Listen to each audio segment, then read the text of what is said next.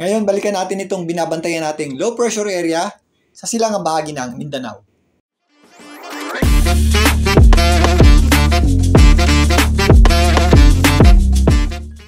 Welcome po muli sa Philippine Weather Trivia. Again, para po sa mga bago sa channel na to, ako nga po muli, si Alvin Pura, isang meteorologist at ang inyong weather tito. Simulan natin itong pagtalakay sa ating low pressure area dito sa ating satellite image. Kadalasan, kapag mahina pa yung ating mga low pressure area or low pressure system, buhaghag pa o kalat-kalat pa yung kanyang mga kaulapan. Yung gitna o sentro niyan ay hinahanap dun sa ating tinatawag na low level circulation o yung sirkulasyon na malapit sa lupa. Kapag ganitong buhagag pa o kalat-kalat pa yung mga kaulapan niyan, mahirap po hanapin yung gitna o sentro niyan, lalong-lalo na po dun sa mga areas na wala pong ulap. May mga ibang data pa mula sa satellite ang ginagamit para ma-estimate yung gitna o sentro nito. Sa pinakahuling ulat ng Pag-asa, ito pong ating binabantayang low pressure area ay nasa around 770 kilometers east o silangang bahagi ng Agusan, dyan po sa may Mindanao. Ito po ay nandito pa sa karagatan. Malayo pa po yan sa anumang bahagi ng ating bansa. So narito naman ang ensemble forecast ng GFS para sa 95W Invest. Ito po yung binabantayan nating low pressure area. Mas malapit po ito sa pagtaya ng Pag-asa na nasa 770 kilometers eastern section ng Mindanao. Pero kung titingnan nyo itong ensemble forecast, naputol na po ang pagtaya para dito. Dahil nagkaroon po ng 96W Invest ang JTWC ng US. Mas mataas po ng bahagya ang initial position nito.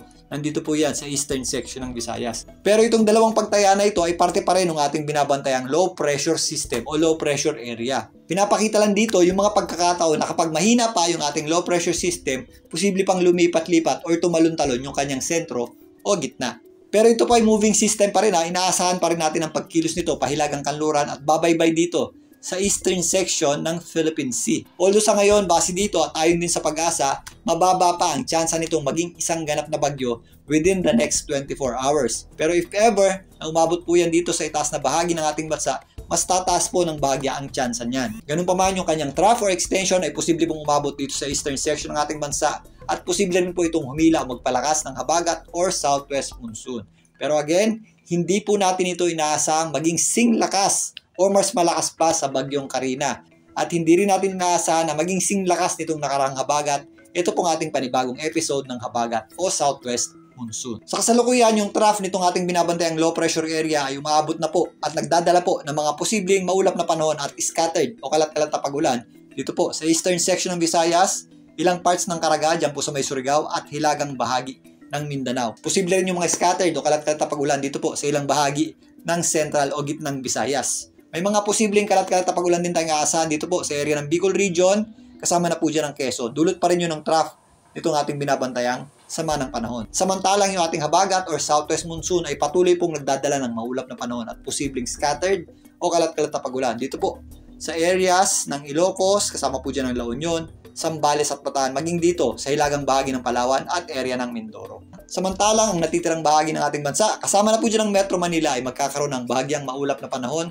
Sumisili po yung ating araw. Pagsapit ng hapon at gabi, nagiging maulap po ang ating panahon at posible po yung mga isolated o localized na pagulan or thunderstorms. Bukas magpapatuloy po ang epekto ng trough o extension nitong ating low pressure area dito sa eastern section ng ating bansa at malaking bahagi ng Visayas. Samantalang yung habagat magpapaulan pa rin dito sa western section ng Luzon, kasama na po dyan itong hilagang bahagi ng Palawan, maging dito sa area ng Mindoro. Ito pong mga pagulan nating inaasahan ay mga scattered o kalat-kalat lamang. Nagpapakita pa rin po yung ating araw. Pero mag-ingat pa rin po tayo dahil kapag nagkakaroon tayo ng mga thunderstorms, biglang buhos po yan ng malakas na ulan na may kasamang pagkulog at pagkidnap. So sa ngayon, mababa pa ang tsansa maging isang ganap na bagyo nitong ating binabantayang low pressure area. At hindi po natin ito inaasa maging bagyo na mas malakas pa sa bagyong Karina. Posible itong palakasin yung ating habagat o southwest monsoon, pero hindi po natin inaasa na maging singlakas ito nitong nakaraang habagat episode. Kaya kapag may nakikita kayong nagsasabing may malakas na bagyo na parating na may pangalang Dindo, hiniram ang logo ng Pag-asa at may peking satellite image,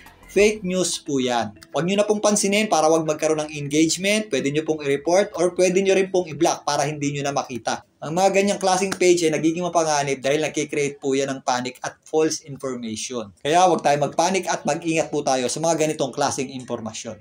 Bukas, antabayanan po muli ang ating update para dito sa ating binabantayang sama ng panahon. Muli ito po ang inyong Weather Tito para sa Philippine Weather Trivia.